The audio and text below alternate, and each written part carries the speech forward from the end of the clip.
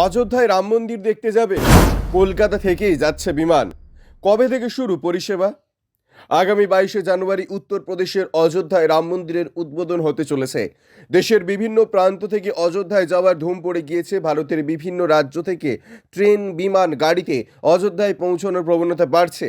রাম মন্দিরের উদ্বোধনের দিন অযোধ্যায় বাইরের কাউকে যেতে নিষেধ করেছেন স্থানীয় পুলিশ প্রশাসনের কর্তারাই। 22 তারিখ শুধুমাত্র আমন্ত্রিতদের জন্যই রাম মন্দিরের দরজা খোলা থাকবে।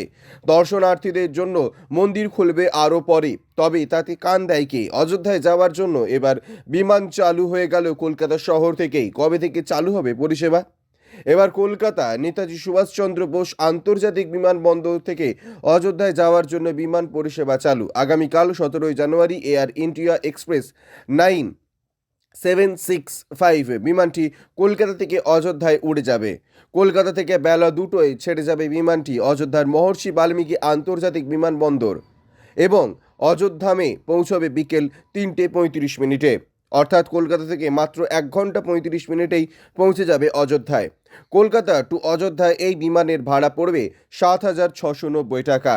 আরও কয়েকটি সংস্থাও কলকাতা থেকে অযোধ্যা বিমান পরিষেবা চালু করেছে বলে খবর মিলছে। বিমান সংস্থাগুলির সূত্রে জানা গিয়েছে, শুরুতে এই রুটে টিকিটের চাহিদা দেখে পরবর্তী সময় কলকাতা অযোধ্যা রুটে বিমানের সংখ্যা বাড়ানো হতে পারে।